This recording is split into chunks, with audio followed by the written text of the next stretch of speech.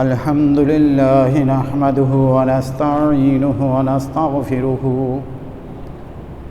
ونؤمن به ونتوكل عليه ونعوذ بالله من شرور أنفسنا ومن سيئات أعمالنا من يهده الله فلا مضل له ومن يضلله فلا هادي له ونشهد أن لا إله إلا الله وحده لا شريك له أما بعد فأعوذ بالله من الشيطان الرجيم إن الله وملائكته يصلون على النبي يا أيها الذين آمنوا صلوا عليه وسلموا تسليما صلاة يا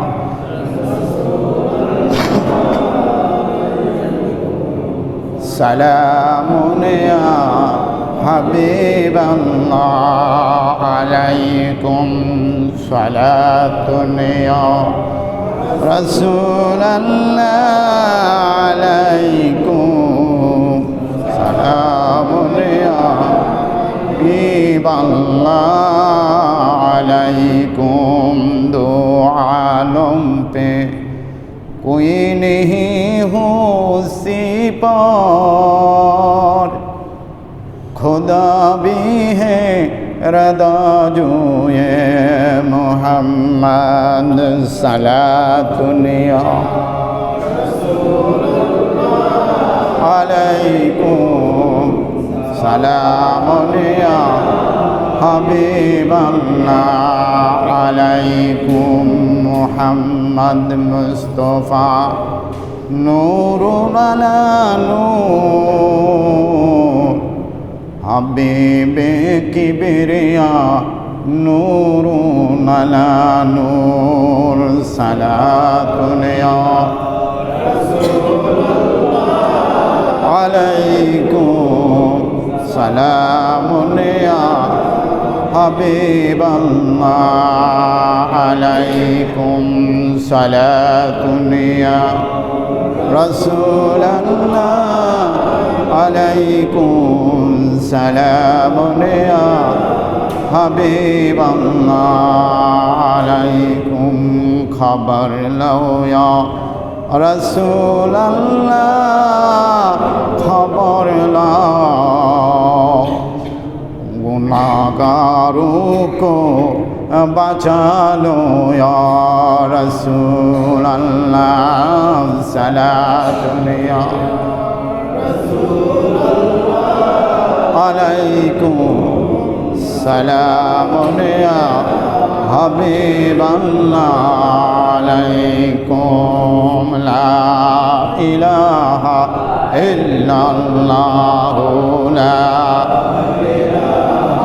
إلا الله لا إله إلا الله لا إله إلا الله لا إله إلا الله আমার মত নিদানের কালে আসিবেন নবী বসিয়েন শিয়রে আমার মত নিদান কালে আসিয়েন নবী গো বসিয়েন শিয়রে দেখিব আপনাকে নয়ন বরে ইয়া রাসূলুল্লাহ ইয়া হাবিবাল্লাহ ইয়া রাসূলুল্লাহ ইয়া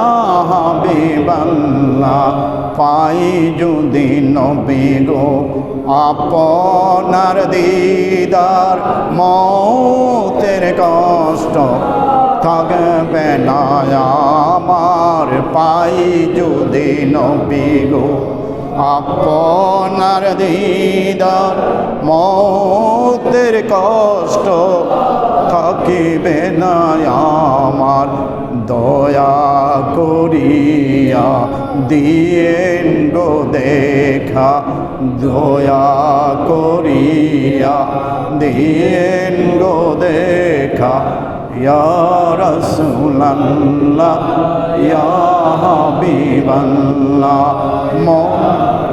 মৌলাল্লাহ ইয়া হাবিবাল্লাহ মনকির নকির আসিয়া সওয়াল করবেন বসায়া দিয়েন গো নবীজি পর্দা উঠাইয়া মনকির নকির আসিয়া সওয়াল করবেন বসাইয়া দিয়েন গো নবীজি পর্দা উঠাইয়া সালাম করিব কদম চুমিয়া কালাম করিব কদম চুমিয়া ইয়া রাসূলুল্লাহ ইয়া হাবিবাল্লাহ ইয়া রাসূলুল্লাহ ইয়া হাবিবাল্লাহ আল্লাহুম্মা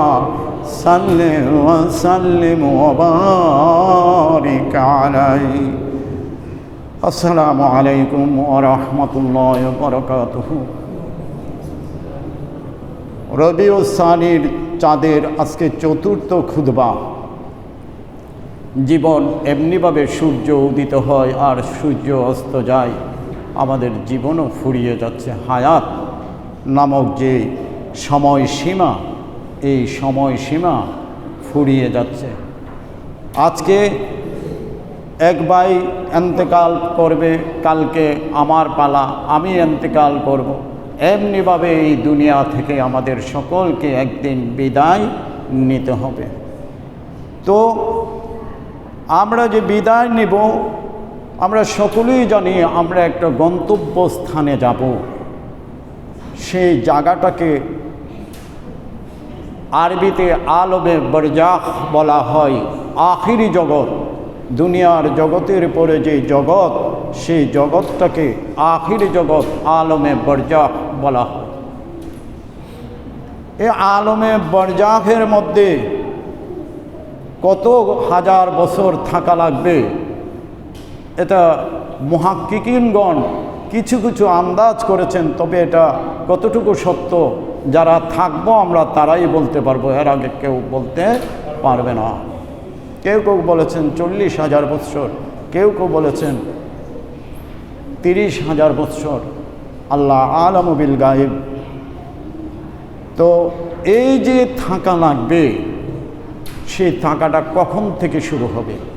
মুসান্নেফ রাহমাতুল্লাহ আলাইহি আজকের খুতবাতে একখান আয়াতে কারিমা নিয়ে আসছেন। ইন্না ফি যালিকা লা আয়াতান লিমান খাফা আযাবাল আখিরা যালিকা ইয়াউমুন মাজমুউন লাহুন নাস ওয়া যালিকা ইয়াউমুন মাশহুদ ওয়া মা নুআখিরুহু ইল্লা লিআজালিন মুআদ্দাদিন। এই যে আয়াত কারিমার মধ্যে আল্লাহ রাব্বুল আলামিন আমাদেরকে স্মরণ করিয়ে দিতে চান, ইন্না ফি যালিকা লা আয়াতান লিমান খাফা আযাবাল আখিরা। ওই ব্যক্তির জন্য নিদর্শন, ওই ব্যক্তির জন্য সতর্কবাণী যে ব্যক্তি আখিরাতের কষ্ট, আখিরাতের আযাবকে কি করে ভয় পায়, আখিরাতের আযাব হবে এটাকে সে কি পায়, ভয় পায়। ওই ব্যক্তির জন্য কি এই আয়াতে কারিমা হলো নিদর্শন। যালিকা ইয়াউমুম মাজমুউন লাহুন নাস। একটা দিন আসবে যে দিন আমাদের সকলকে সমবেত হতে হবে। এই দিনটা সম্পর্কে হাদিস শরীফের মধ্যে ব্যাখ্যা করা হয়েছে যে ওই দিনটা হলো ইয়াউমুম মাজমুন, হলো কিয়ামতের ময়দান, হিসাবের দিন, আখিরাতের মাহাশর যেটাকে বলা হয়, ওই মাহাশরের মধ্যে আমাদের সকলকে সমবেত করা হবে। ওয়াযালিকা ইয়াউমুন মাশহুদ, এবং ওই দিনটা হলো আমাদের সমস্ত কৃতকর্মের প্রকাশিত হবে। মাশহুদ, যে কৃতকর্মগুলো আমরা করেছি সেখানে তা প্রকাশ করা হবে। মাশহুদ, সাক্ষী দেওয়া, সেগুলি আমাদের পক্ষে বিপক্ষে সাক্ষী দিবে। মাশহুদ। ওয়ামা নুআখিরুহু ইল্লা লিআজালিম মাদুদ। তুমি বেশি দিন থাকো নাই। ওয়ামা নুআখিরু ইল্লা লিআজালিম মাদুদ, যে সময়টুকু তোমার জন্য নির্ধারণ করা ছিল সেই সময়টুকুই তুমি অবস্থান করতে পারবে, এর বাইরে তুমি অবস্থান করতে পারবে না। এখন আমরা সকলেই এই পর্যন্ত আলেম ওলামাদের কাছ থেকে শুনে আসছি যে আমাদের কিয়ামতের দিন হিসাব নিকাশ দিতে হবে এবং কবরের মধ্যে কিছু প্রশ্নের সম্মুখীন হতে হবে। তারপর আমরা ইয়াউমুল কিয়ামতে যাব, ইয়াউমুল কিয়ামা হবে, এরপরে আমরা হাসরের ময়দানে যাব। হাসরের ময়দানে আমাদেরকে কি করতে হবে? জবাবদিহি করতে হবে আমল নামার উপরে। অন্য আয়াতে কারিমার মধ্যে আল্লাহ রাব্বুল আলামিন ঘোষণা দিয়েছেন, সূরা ইয়াসিনের মধ্যে আছে যে প্রত্যেক মানুষ তার কোনো কিছুই সাথে নিয়ে যাবে না, শুধুমাত্র তার যে কৃতকর্ম আমল নামা, সে আমল নামাটুকু তার সাথে দিয়ে দেওয়া হবে। সেটা খারাপই হোক আর ভালোই হোক, সেটা কি করা হবে? দিয়ে দেওয়া হবে। তার কৃতকর্ম ভালো হলেও যাবে আর খারাপ হলেও যাবে। আমরা সকলেই জানি এই দুনিয়ায় সামান্য সময় আমরা বসবাস করি। এই সামান্য সময় যে বসবাস করি, তার মধ্যেও যদি আমি খারাপ কাজ করি তাহলে আমাকে সত্যিকার অর্থেই শাস্তির মুখোমুখি হতে হবে। হতে হয় না? আমি চুরি করলে আমাকে হাত কাটা হয়, হাত কাটা না, মারধর করা হয়। আমাদের দেশে চুরির বিচার আছে, আইন আছে। মার্ডার করলে প্রত্যেকটা কাজের একটা না একটা বিচার প্রত্যেক দেশে রয়েছে। দুনিয়ার হিসাবে যদি এর বিচার থাকে, যিনি আমাকে সৃষ্টি করেছেন, যিনি আমার মালিক, ওনার কাছে কি হিসাব থাকবে না? ওনার কাছে কি বিচার থাকবে না? হিসাবও থাকবে, বিচারও থাকবে। সুতরাং এই কথাগুলির মাধ্যমে আমরা একটা মেসেজ আপনাদেরকে দিতে চাই। আমার জিন্দগির জীবনটাকে এমনভাবে গঠিত করব, পরিস্ফুটিত করব, যেভাবে পরিস্ফুটিত করলে আমি আমার জীবনকে ওই আখিরাতের জীবনে সুন্দর জীবন পাব। আমি সবসময় বলি আপনাদের খেদমতে, দেখেন আমরা সকলেই জানি আমরা মৃত্যুবরণ করব। কালকেও আমি একটি জানাজার নামাজ পড়িয়েছি, আপনারা সেখানে অনেকেই উপস্থিত ছিলেন। কিন্তু আমরা কিন্তু এই কথা কখনো কল্পনাও করি না যে আমার জানাজার নামাজ তো একদিন পড়াবে মানুষ। কি পড়াবে না? মাইকে আমার নামেও ঘোষণা করা হবে, এলান করা হবে। কিন্তু আমি কি পরিশুদ্ধ হয়েছি? আখিরাতের জন্য পরিস্ফুটিত হয়েছি কি না? আমার বিবেককে কি আমি জাগ্রত করতে পেরেছি কি না? মৌত কিন্তু প্রত্যেকের কাছে আসবে। মালাকুল মৌত প্রত্যেকের কাছে আসবে, কাউকে ছেড়ে দেওয়া হবে না। আল্লাহর হাবিবকে সৃষ্টি জগতের মানবীয় জগতের শ্রেষ্ঠ, সৃষ্টির মধ্যে সর্বশ্রেষ্ঠ, ওনার কাছে শুধু আল্লাহ রাব্বুল আলামিন আজরাইল আলাইহিস সালাতু ওয়াস সালামকে পাঠিয়েছিলেন, বলে দিয়েছিলেন সাবধান, তোমার সূরতকে পরিবর্তন করে নিয়ে যাবে। আমরা যদি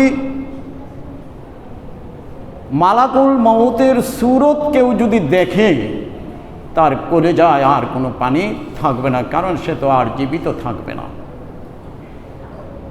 সেই জন্য আল্লাহ রাব্বুল আলামিন বারবার সতর্ক করেছেন, অজাবাত সাকরাতুল মাউত বিল হক, মনে রেখো রে, মৌতের কষ্ট অনেক কষ্ট। এই কষ্ট হাদিস শরীফে আসছে, কাফেরদের মউতটা হবে একটা জীবিত বকরি বা গরু, তাকে নিচের থেকে চামড়া উল্টিয়ে ছিলা হলে কি অবস্থা হবে। আমাকে যদি সামান্য একটু হাত কেটে গেলে, আমার বা একটু শরীরের কোনো অংশ কেটে গেলে কি অবস্থা হয়, বড় বেশি করে কাটলে তো এটা হসপিটাল নিয়ে ব্যান্ডেজ ট্যান্ডেজ করে নাশ বিনাশ, আর ব্যথা এত চিৎকার করতে থাকে। তো আমার রুহুটা যেদিন বের করবে, আমার জীবনের প্রদীপটা যেদিন নিভিয়ে দিবে, সেদিনের ব্যথাটা কীরকম হবে আমরা কি কোনো দিন আঁচ করতে পারি, চিন্তা করতে পারি সেদিনের ব্যথাটা আমার কি হবে? সেদিনের ব্যথাটা আল্লাহর হাবিব সাল্লাল্লাহু আলাইহি ওয়াসাল্লাম হাদিস শরীফে বর্ণনা করেছেন। কুরআনে কারীমের মধ্যে আল্লাহ রাব্বুল আলামিন ঘোষণা দিয়েছেন, মানুষের মৃত্যু হবে দুই প্রকারে। মানুষের মৃত্যুটা হবে দুই প্রকারে।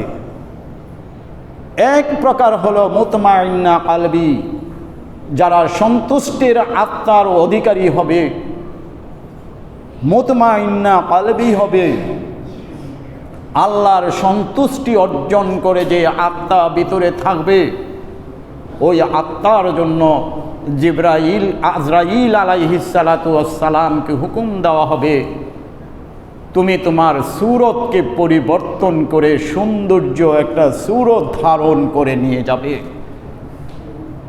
সুবহানাল্লাহ ওয়া বিহামদিহি।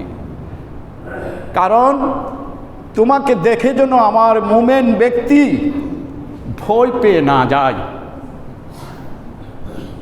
তার সাথে সৎ আচরণ করবে। যেমনিভাবে তুমি আমার বন্ধুর সাথে সালাম দিয়ে আচরণ করেছিলে, বন্ধুর সাথে যেরকমভাবে অনুমতি নিয়ে ওনার ঘরে ঢুকেছিলে, ঠিক মুমিন বান্দার সাথে আমার বন্ধুর সাথে আমার প্রতিশ্রুতি দেওয়া আছে, মুমিন বান্দার সাথে তুমি সেই বন্ধুর মতো ব্যবহার করে যাবে। সুবহানাল্লাহ। কারণ আমার বন্ধুর, আমার মুমিন ব্যক্তির আত্মা আমার কাছে এইভাবে আনবে যেন কোনো ফেরেশতা তার উপরে কোনো ধরনের বদদুয়া, কোনো ধরনের সংশয় প্রকাশ করতে না পারে। সেই জন্য আজরাইল আলাইহিস সালাতু ওয়াস সালামকে হুকুম দেওয়া হবে, তুমি যে যাবে, তোমার সাথে জান্নাত থেকে হুরদেরকে নিয়ে যাবে, অথবা কোনো ফেরেশতা জান্নাতি ফেরেশতাদেরকে তোমার সাথে নিয়ে যাবে। কেন নিয়ে যাবে? তুমি জান্নাত থেকে একটা ট্রে নিয়ে যাবে, একটা ট্রে থালা, একটা থালা নিয়ে যাবে, তার মধ্যে কিছু রুমাল নিয়ে যাবে, তার মধ্যে জান্নাতি কিছু খুশবু মেশক আম্বর নিয়ে যাবে। এইভাবে আল্লাহ রাব্বুল আলামিন মুমিন বান্দার জন্য মৌতের সময়ের নির্ধারণ করে হুকুম দিয়ে রাখবে, তুমি তার সাথে সৎ আচরণ, সৎ ব্যবহার করে তার জানকে কবজ করবে। এখন ওই আজরাইল আলাইহিস সালাম আসবে, ট্রে নিয়ে আসবে, এসেই ঘোষণা দিবে কোরআনের আয়াত, ইয়া আইয়ুহাল্লাযীনা আমানুত্তাকুল্লাহ, হে আল্লাহকে ভয় করুন না ব্যক্তি, আসসালাম, আপনার উপর আল্লাহর পক্ষ থেকে শান্তি বর্ষিত হোক। এই সালাম ঘোষণা করার পরে বলবে, ইয়া আইয়াতুহান নাফসুল মুতমাইন্না ইরজি ইলা রাব্বিকি রাদিয়া ফাদখুলি ফি ইবাদি ওয়াদখুলি ইলাল জান্নাহ। এই আয়াতে কারিমা তেলাওয়াত করবে। আল্লাহু আকবার। কেন এই আয়াতে কারিমা তেলাওয়াত করবে? ওই যে আল্লাহ বলে দিয়েছেন আমার মুমিন বান্দার সাথে তুমি কি করবে, আমার ওলির সাথে, বন্ধুর সাথে তুমি ভালো ব্যবহার করবে। এই জন্য এসে বলবে, ইয়া আইয়াতুহান নাফসুল মুতমাইন্না, হে সন্তুষ্ট আত্মা, আপনি বেরিয়ে আসেন, আপনাকে আমি আপনার যে আকাঙ্ক্ষা ছিল আল্লাহর দিদার লাভ করা, সেই আকাঙ্ক্ষার স্থলে নিয়ে পৌঁছিয়ে দেব। সুবহানাল্লাহ। তখন ওই সন্তুষ্ট আত্মা বেরিয়ে আসবে। বেরিয়ে আসলে তাকে ওই যে রুমাল আছে, রুমালের মধ্যে বাজ করে ফেলা হবে। ট্রের মধ্যে যে আমি বলেছিলাম যে থালার মধ্যে রুমাল থাকবে, ওই রুমালের মধ্যে বন্দি করা হবে, যাতে এদিক সেদিক ছুটাছুটি না করতে পারে। থালার মধ্যে বন্দি করা হবে, থালার রুমালের মধ্যে বন্দি করে সুগন্ধ দ্বারা আবৃত করা হবে। করে এই আজরাইল আলাইহিস সালাতু ওয়াস সালামের সাথে যারা আসছে তারা সকলেই প্রথম আকাশে চলে যাবে। প্রথম আকাশে চলে যাওয়ার পর ওখানে যে আসমানের গেট আছে, ফেরেশতারা অবস্থান করছে, তারা খুশবু পেয়ে বলতে থাকবে, আজরাইল, এমন একটা আত্মা নিয়ে আসছো যার খুশবু সারা আসমান ছড়িয়ে গেছে, এই ব্যক্তিটা কোন জায়গায় ছিল? আল্লাহু আকবার। তখন আজরাইল বলবে, এই ব্যক্তিটা ওই বংশের, ওই গোত্রের অমুকের ছেলে, অমুক ছিল। এদিকে জমিন কাঁদতে থাকবে। কিভাবে কাঁদবে? বলবে যে আল্লাহ, ওই যে লোকটা আমাকে সেজদা দিত, এই লোকটার সেজদা তো আর আমার মাটিতে পড়ে না, ওই লোকটা কোথায়? আল্লাহ রাব্বুল আলামিন ফেরেশতাদের মাধ্যমে জমিনকে জানিয়ে দেবে যে সে ইন্তেকাল করেছে, আমার আহ্বানে সাড়া দিয়ে আমার কাছে চলে আসছে। সুবহান। এমনিভাবে আল্লাহ রাব্বুল আলামিন ওই মুমিন বান্দার আত্মাকে প্রথম স্তর, প্রথম আকাশ, তারপরে দ্বিতীয় স্তর, দ্বিতীয় আকাশ, এমনিভাবে প্রতিটি আকাশের মধ্যে যখন নিয়ে যাবে তখন ফেরেশতারা খালি প্রশ্ন করতে থাকবে, হে আজরাইল, আজকে যে আত্মাটা নিয়ে আসছো, এখন যে আত্মাটা নিয়ে আসছো, এই আত্মা থেকে এত খুশবু কেন বের হয়েছে? তখন আজরাইল ঘোষণা করে দিবে যে এই লোক ছিল আল্লাহর বন্ধু, আল্লাহর মুমিন বান্দা, আল্লাহর হুকুম পালনকারী একজন বান্দা হিসাবে এই ব্যক্তিটি ছিল। আর এই যে আমরা এই যে মর্যাদা লাভ করেছি, এই মর্যাদাটুকু এই যে আমাদের জন্য আল্লাহ রাব্বুল আলামিন এই ব্যবস্থা করবেন, আজরাইলের মাধ্যমে আমাদের ট্রে জান্নাত থেকে আনবেন, এটা শুধু আমাদের নবী মুহাম্মদুর রাসূলুল্লাহ সাল্লাল্লাহু আলাইহি সাল্লামের সম্মানে এবং ওনার দোয়ার বরকতে। উনি দোয়া করেছিলেন, আল্লাহ, আমার উম্মতের মধ্যে যারা আমাকে ভালোবাসবে, যারা আমার প্রাণ প্রিয় হবে, যারা আমার মহব্বত করবে, আমার আদর্শকে দুনিয়ার মধ্যে বাস্তবায়ন করবে, তুমি তাদের মৌতটাকে আমার মতো করে, আমার মতো মুমিনদের মৌতটাও যেন হয়ে যায় সালামের সাথে, ওই ব্যবস্থা তুমি করে দেবে। সুবহানাল্লাহ। এই যে ব্যবস্থার পর আপনাকে নিয়ে যাওয়া হবে আপনার আরশ পর্যন্ত। আল্লাহ রাব্বুল আলামিন ডাক দিয়ে বলবে, আজরাইল, আমার বন্ধুকে তুমি জান্নাতের ফরাশ বিছায়া দিয়ে তার দেহ যেখানে কি করা আছে, পড়ে আছে, ফেরেশতা পাঠিয়ে দিয়েছি তার জানাজা পড়ে দেওয়ার জন্য। সুবহানাল্লাহ ওয়া বিহামদিহি। মানুষ কান্নায় বিভোর থাকবে, আর ওই লাশটার জানাজা পড়ার জন্য আল্লাহ রাব্বুল আলামিন শত শত হাজারে হাজারে ফেরেশতা পাঠিয়ে দেন। তার উদাহরণ হযরত সাদ বিন মুআয রাদিয়াল্লাহু তাআলা আনহু যখন ইন্তেকাল করেছিলেন, আরশ কেঁপে উঠেছিল সেই দিন। আল্লাহ রাব্বুল আলামিন ৭০,০০০ ফেরেশতা পাঠিয়ে দিয়েছিলেন সাদ ইবনে মুআয রাদিয়াল্লাহু আনহুর জানাজায়। যারা জিন্দেগিতে কোনোদিন, যারা সৃষ্টির পর কোনোদিন পৃথিবীতে আসে নাই, এই ধরনের ফেরেশতারা ৭০,০০০ ফেরেশতা সাদ ইবনে মুআয রাদিয়াল্লাহু তাআলা আনহুর জানাজায় শরীক হয়েছিলেন। সুবহানাল্লাহ। কিসের জন্য? সাদ ইবনে মুআয ছিলেন বনে কুরাইজা নেতৃত্বের নেতা এবং রাসূলের সবচেয়ে কাছের সাহাবী। এই জন্য আল্লাহ রাব্বুল আলামিনের কাছে আমার রাসূল দোয়া করেছিলেন সাদ ইবনে মুআযের জন্য। আর এই সাদ ইবনে মুআযের জন্য ৭০,০০০ ফেরেশতা আল্লাহ রাব্বুল আলামিন জমিনের মধ্যে নাজিল করে দিয়েছিলেন শুধু জানাজার মধ্যে শরীক হওয়ার জন্য। এমন ধরনের ফেরেশতারা যারা জীবনে কোনো দিন পৃথিবীতে আসে নাই এবং আসবেও না কিয়ামত পর্যন্ত। সুবহান। শুধু তাই নয়, হযরত জিবরাইল আলাইহিস সালাতু ওয়াস সালামকে আল্লাহ রাব্বুল আলামিন আদেশ করেছিলেন, হে জিবরাইল, তুমি যাও, আমার বন্ধুর উম্মত ইন্তেকাল করেছে, মারা গিয়েছে, তুমি তাড়াতাড়ি যাও, ওই জানাজায় তুমিও শরীক হয়ে যাও। সুবহান। জিবরাইল আলাইহিস সালাতু ওয়াস সালাম একটা সবুজ রঙের পাগড়ি পরে, আমামা, হাদিস শরীফে আসছে, সবুজ রঙের আমামা পরে ওই জানাজার মধ্যে শরীক হয়েছিলেন। তো উনি তো ছিলেন আল্লাহর রাসূলের একজন সাহাবী এবং উনার উম্মত। তো আপনি আমি যদি আল্লাহ রাব্বুল আলামিনের খেদমত করে, আনুগত্য প্রকাশ করে, আমার নবী সরদার দু আলম তাজদার মদিনা মুহাম্মদুর রাসূলুল্লাহ সাল্লাল্লাহু আলাইহি ওয়াসাল্লামের ইতাআত করে, সুন্নতে রাসূলের তাবেদার করে আমরা কেন হতে পারবো না? অবশ্যই রাসূল আমাদের জন্য দোয়া করেছেন, আমাদেরও জানাজার মধ্যে ফেরেশতারা আসবে, কিন্তু আমরা সেই ক্ষমতা অর্জন করেছি কিনা আমার বিবেককে প্রশ্ন করতে হবে।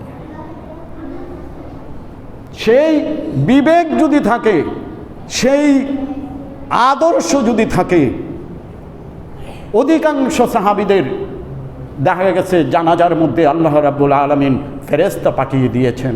তো ইনশাআল্লাহুল আজিজ আমরাও আমাদের চরিত্রকে গঠন করব নবীর আদর্শে, নবীর সুন্নতে রাসূল দিয়ে যদি আমি আমার জীবনকে সাজাতে পারি, রাঙ্গাতে পারি, নিশ্চয়ই আমার জানাজার মধ্যে ফেরেশতারা হাজির হয়ে যাবে। আল্লাহ রাব্বুল আলামিন ওলিদেরকে বন্ধু হিসাবে ঘোষণা করেছেন, তাদের উসিলায় আমরাও কি হয়ে যাব, সেই রকম মর্যাদার অধিকারী হয়ে যাব। এখন আমি যে কোরআনের আয়াত তেলাওয়াত করেছি, অজাবাত সাকরাতুল মাউত হাক্কুন, মৌতের কষ্ট কিন্তু সকলের হবে, এটা কারোর জন্যই ক্ষমা করবে না। এখন প্রশ্ন হলো, আপনি যে বলেছেন, তো আপনার আল্লাহর ওলিদের মৌতের কষ্ট কীরকম হবে? আমি আপনাদের খেদমতে এর একটা উদাহরণ দিয়ে বলছি। আপনি দীর্ঘদিন আশা করে আছেন আপনার ছেলে বিদেশ গেছে, আসবে, আগামী মাসের 10 তারিখে আসবে। আপনি দীর্ঘদিন ধরে আশা করে আছেন আপনার ছেলে আসবে। আপনি বিমানবন্দর চলে গেছেন, আপনার ছেলের মা বাড়িতে আফসোস করে আছে ছেলে আসবে।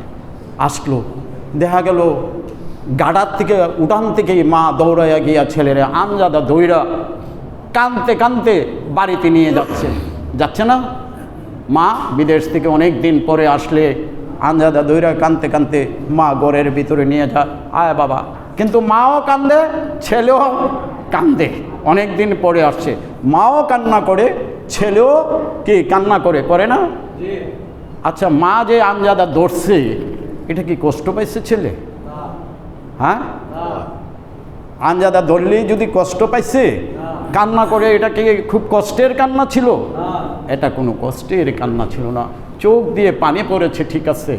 মা আঞ্জা দিয়েছে, ওটাও ঠিক আছে। আজরাইল আঞ্জা দিবে, কিন্তু ওই আঞ্জা হলো আল্লাহর ওলিদের আঞ্জা, হলো সাকরাত, হলো ওই মুত্তাকিন, ইয়া আইয়াতুহান নাফসিল মুতমাইন্না কালবি, ও আল্লাহর সন্তুষ্ট আত্মা, তুমি বেরিয়ে আসো, আমি তোমাকে নিয়ে যেতে এসেছি পালকিতে করে। সুবহানাল্লাহ। ওই হলো কষ্ট, যে তোমাকে ট্রেনে আসছি, তোমাকে সুরমা আতর পরিয়ে নিয়ে যেতে আসছি, তুমি বেরিয়ে আসো, তোমার সান্নিধ্য মহান রাব্বুল আলামিনের দিদারের জন্য তুমি চলে আসো। সুবহানাল্লাহ। কোনো কষ্ট হবে না। সাকরাত ঠিক আছে, কিন্তু আঞ্জার মধ্যে কোনো কষ্ট নাই, থাকবে না। এইভাবে আরও আলেমগণ আরও ব্যাখ্যা করেছেন, এই আয়াতের তাফসিরে আলেমগণ আরও ব্যাখ্যা করেছেন। কীরকম ব্যাখ্যা করেছেন? মনে করেন, কুরআনে কারিমের মধ্যে আছে, মিশরের মেয়েরা ইউসুফের সৌন্দর্য দেখতে দেখতে আঙ্গুল কেটে ফেলেছে। মিশরের মেয়েরা, সূরা ইউসুফের মধ্যে আছে, আঙ্গুল কেটে ফেলেছে। কি? ইউসুফের সৌন্দর্যের দিকে তাকিয়ে। একটা সৌন্দর্যের দিকে তাকিয়ে যদি আঙ্গুল কেটে ফেলার পরেও অনুভূতি না হয়, সে না বুঝতে পারে, তাহলে আমি যদি আমার পীর মুর্শিদকে, আমার আল্লাহর ওলিকে আমি আমার চোখের সামনে বাসিয়ে রাখি, মৌতের সাকরাত আমার কাছে আসবে না। সুবহানাল্লাহ। মৌতের সাকরাত আমার কাছে আসতে পারে না। ইউসুফ আলাইহিস সালামকে দেখে যদি ওই মহিলারা মৌতের কষ্ট না পায়, হাত কাটার কষ্ট না পায়, আমি আল্লাহর ওলির চেহারা দেখে দেখে এই ববদুরিয়া পারিয়ে দিব, আমি মৌতের সাকরাত কখনোই পাবো না। এটা আমার বিশ্বাস, এটা আমার ঈমান, এটা আমার আকীদা। সুতরাং আমাদেরকে সেইভাবে প্রস্তুতি নিতে হবে মৌতের জন্য। আর আমি সর্বশেষ অনুরোধ করব আপনাদের কাছে, আমরা যাদের হাতে বয়াত হব, আমাকে বুঝতে হবে শরীয়ত এবং তরিকতের মধ্যে সে আছে কিনা। সর্বপ্রথম দেখতে হবে তাকে শরীয়তের আমল সে করে কিনা। কারণ আমার পীর মুর্শিদ মুহাক্কিক আল্লামা আব্দুল হক নকশবন্দি রহমতুল্লাহ আলাইহি, উনি শরীয়তের শুধু ছিলেন না, এই বাংলাদেশের অসংখ্য আলেম ওলামার উস্তাদ ছিলেন। সুতরাং আমাকে হিসাব করে হাত দিতে হবে, আমার জীবনকে বিসর্জন দিব, কোথায় দিব এটাও আমাকে হিসাব করে দিতে হবে। আমি আপনাদের খেদমতে সর্বশেষ আরজ করব, আলেম ওলামারা বুঝাবে, আমাকে সেই আমলের মধ্যে, সুন্নতে রাসূলের মধ্যে ঢুকতে হবে। আমি যদি প্রতিদিন সূরা মুলক পড়ি, প্রতিদিন সূরা ইয়াসিন পড়ি, অথবা সূরা ইয়াসিন পড়ি, আমার কবরে আযাব হতে পারে না। ইয়াসিন, হাদিস শরীফ আসছে, সূরা ইয়াসিন আপনাকে হেফাজত করবে সমস্ত আযাব থেকে। সুবহানাল্লাহ। সূরা মুলক পড়লে আপনার সাকরাতে মউত হতে পারে না, কিন্তু আমরা তো আসলে এর মধ্যে নাই। সমস্যাটা হলো আমাদের এইখানে যে আমরা আলেম ওলামাদের কথার মধ্যে আমরা নাই। এই কান দিয়া ঢুকাই আর এই কান দিয়ে বেরো দিই। আর হুজুরের কথা হুজুরে এই মেম্বরে বললে কত কথা কইব, এত হিসাব করার সময় আমাদের নেই। আল্লাহ রস্তে আপনাদের কদমে বিনীত অনুরোধ করে বলছি, আজান হবে, মসজিদে চলে আসবেন। কথা বলছেন, গল্প শেষ করার প্রয়োজন নাই। আমার রাসূল কথা বলতেন উম্মুল মুমিনিনদের সাথে, যখন আজান হয়ে যেত, মা আয়েশা সিদ্দিকা রাদিয়াল্লাহু আনহা বর্ণনা করেছেন, মনে হলো রাসূলের চেহারা দেখে যে উনি আমাদেরকে আর চিনে না, ওনার স্ত্রীদেরকে এখন আর চিনে না, আজান হয়ে গেছে। আমরা গল্প শেষ না হওয়া পর্যন্ত, আর সিনেমা যদি চলে এটা শেষ না হওয়া পর্যন্ত আমরা উঠি না। আল্লাহ যেন আমাদেরকে হেফাজত করে। সকলেই বলি আল্লাহুম্মা আমিন। আমাদের হেদায়েতের মধ্যে আসতে হবে, আমাদের তরিকার মধ্যে আসতে হবে, আমাকে আমলের মধ্যে আসতে হবে। আল্লাহ যেন আমাকে আমলের মধ্যে আনে। সকলেই বলেন আল্লাহুম্মা আমিন আমিন আমিন। যারা আমরা সুন্নতে মুআক্কাদা পড়ি নাই, 8 রাকাত সুন্নতে মুআক্কাদা